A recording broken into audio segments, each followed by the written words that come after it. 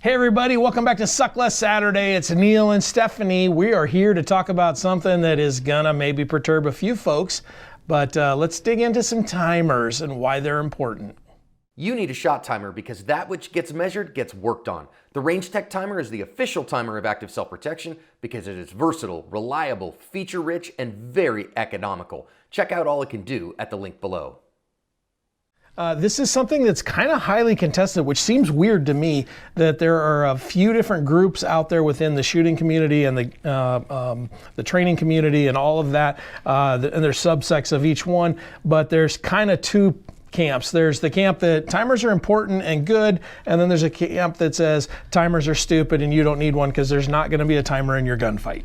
Right, and frankly I have a hard time even understanding the second camp because I love timers. Like, I'm a data person, a little bit of a nerd, and I guess part of it is eventually get used to some of the more negative connotations from the timer. You get used to the pressure and issues with that after a time, and it provides so much important information that really is what helps you make leaps and bounds of improvement in your shooting, that it's really one of your most valuable and important and even favorite for some people pieces, sure, tools. And so what we want to do is go through a whole series on timers. Just what you wanted. and what you can do with them, why they're important, because I think so many people think that timers are just for the elite shooters and the competition shooters, and I don't need to have that Instagram sub-second draw, and I don't need, and maybe you don't, but let's jump in and figure out some of the reasons in the context. So before you tell us how wrong we are, and you're welcome to, there's plenty of places to tell us how stupid we are in the comments, but at least maybe listen so you understand at least.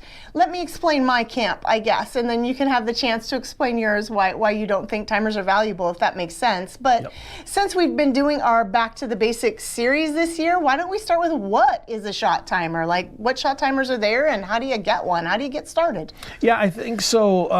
Back in the day when we first started getting into this, you're looking at somewhere around $100, 4 or 5 years ago, or a little over $100 to get a timer. And for somebody that just spent a boatload of money on a gun and a boatload of money on ammo and hopefully a good holster and all of that other stuff, the belt and all of that equipment, another $100 seems like a lot. So for those folks, I say get out your cell phone and download an app. The first app I downloaded was the Dry Fire Timer. Kind of looks like that a little bit. I haven't used this forever, but it was still on my phone. So when I went back to bring this up to show everybody today, I had to re-download it, but it was still there, and probably has some data that I don't want to see of myself back in the day. But you can set up par times, and what a par time is you get one beep to go and one beep that says, here's where I finished, or here's where you should be finished. And so, as we do a lot of dry fire stuff, I tell people, set your par time, and maybe I talk about this and just assume everybody understands that.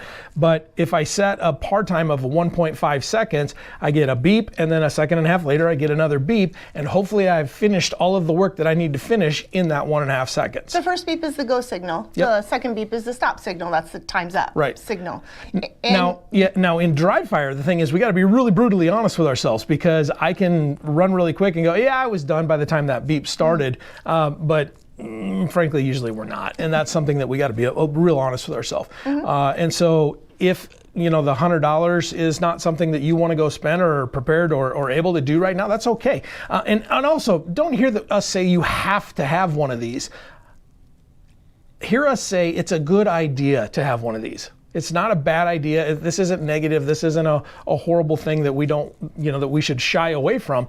It's a good idea to have one of these, and we're going to explain to you why we feel that way. You don't have to feel that way, but this is what we're going to say. And we have a business relationship with a shot timer sponsor. Rangetech is one of our business partners, good friends. They make a great product. And here we are opening our video telling you, hey, you can go get a free shot timer off your app. And we're telling you that because it's really important, I think. It's really a valuable tool and super helpful for the defender. And I think the guys over at Rangetech would say the same thing. In fact, I've heard them say the same same thing. This is important enough if you can't afford the $70 to $150 to get a quality timer, and we'll go over those options. The apps in the store, they have some pros and cons just like all the others, but they're free to a couple of dollars and they're incredibly valuable. You can set up just par times. You can also, in the one I have, set up drill time, so you have it kind of walk down and count down. I want to start with three 3-second draws, then I want to move to a 2-second draw or whatever, and really lay that up and just run that routine basically several times. So while they have shortcomings, they're also super valuable, and for a few dollars you really can't go wrong. Right. But one of their shortcomings is the challenge at the range. It's not really ideal for your live fire practice and things like that. Yeah, the ones on our cell phone. phone apps. If yes, we're doing it on an app. I haven't yet to come up with one that or test one that has been reliable at a range. Right. And frankly, a lot of them aren't there is a big struggle with them at an indoor range because there's so much noise. And so what this one does, so this is the Rangetech Timer.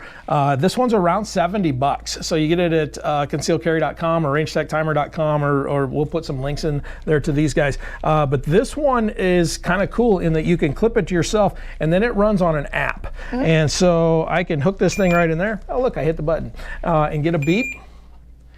And then I've got the app here on my phone. Now, if you've seen any of the Range Monkey videos or a lot of the videos that John does, we try to use this as much as we can. Sometimes we use other stuff, but for the most part, this is the one that we're using because it's nice and big and you can kind of see it. So I'm gonna have you hold that. One of the cool things with this is I can get a time to come up by just snapping it on the back, and see how now I've got split time. So if I had just decided I was gonna shoot 5 shots, I would know what my first shot was and how long it was in between each of those shots.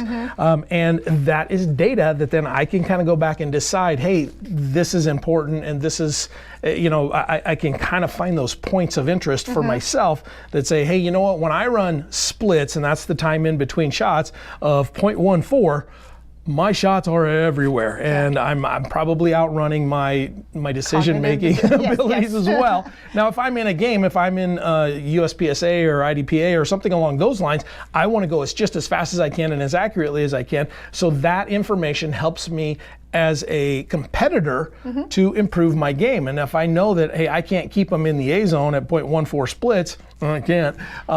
Then maybe I need to relax a little bit, be a little bit more careful, and take out a little bit more time. And maybe at a 1.9 or a 2.0 splits or something like that, 2.0 splits I ought to be able to, but 0.2 splits. 2-second splits, you've got time to make maybe I can do that. So that is the thing about these that I think are really cool. And if I can, what I love about these app-based timers is then your information stays in there. As someone that it constantly struggles not to peek over the top of my gun to see where my shots went, not to look at the shot timer all the time, it's here, so you can focus on the task at hand and then look at what your data was later. Whereas with some of the other timers, which we'll jump up to, that you're not able to do that. So the app-based timers, you have shot timers on our Mantis, dry fire stuff too, that just keeps your data in there, and you're able to go back and mark that data over time. So now, that's a fantastic. One more positive thing here, and I don't want to turn this into a commercial for the Rangetech, but one of the things I really like about the Rangetech is that I can start it from this blue button here and get a beep, or I can start it from here on the tablet. So one of the things that Natalie and I do sometimes when we go to the range, and you can see I've got a part-time set for that, I don't know what it is, but we will just take this and I will hang it on the target, roll it out there a little bit, and we've got that green light that comes on. And we use it as a visual cue as well. I've thought about going in here and snipping the wires just so that the speaker goes off completely, because that's not an option yet. I know that's something that they're working on.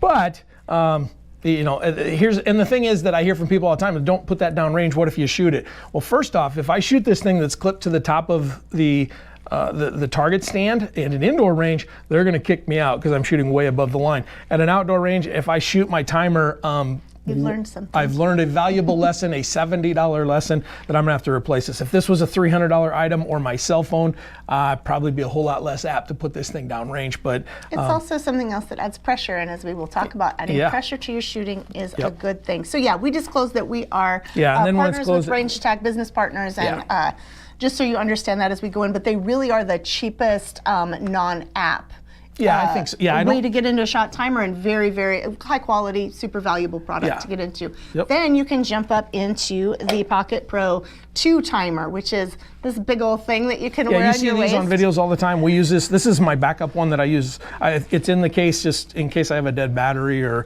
if the range is really loud, an indoor range. This one kind of does struggle a little bit. I'll give them that. It's all about the sensitivity setting. I think I've kind of dialed that in now over time, and it's way less that I go to my backup.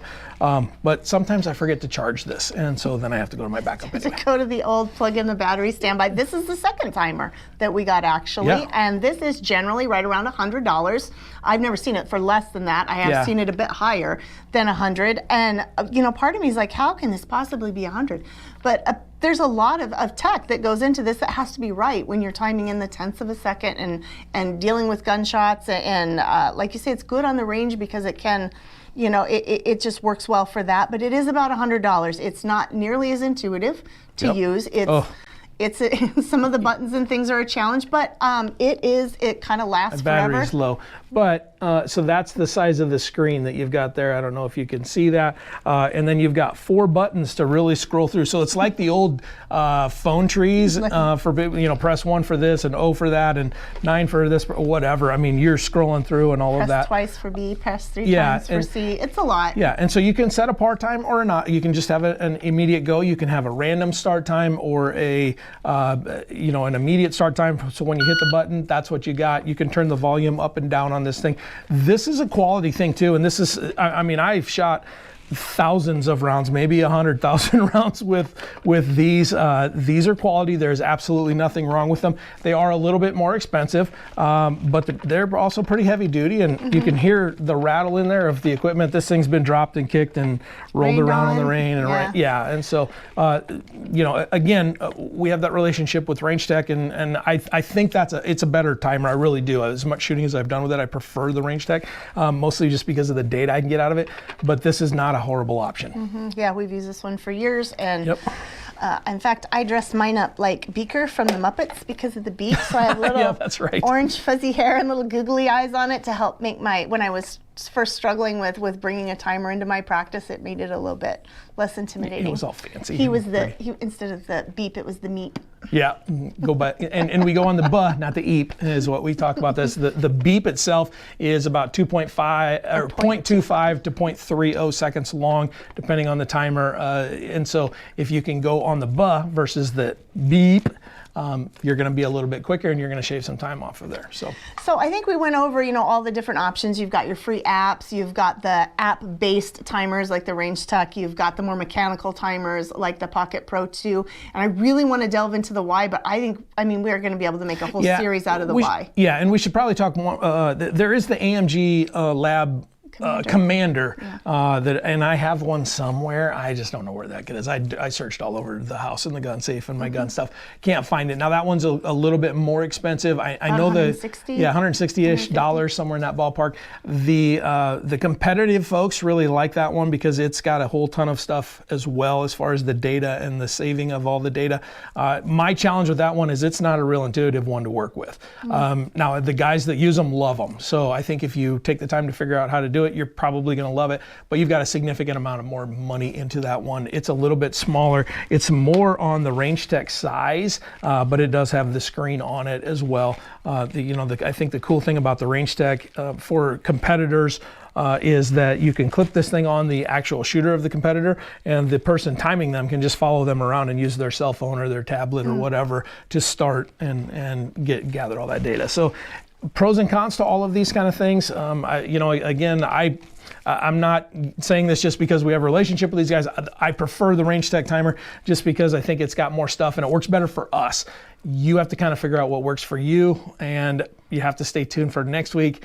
I'm going to give you an assignment this week. It is Suck Less for Saturday. Sucking Less, is go out and just do a little bit of research. Go download an app. Figure out how do you set a par timer and use it in your dry fire this week to set your par times at whatever time your speed is, and get a measurement and understand where you are with your draw to first shot in dry fire.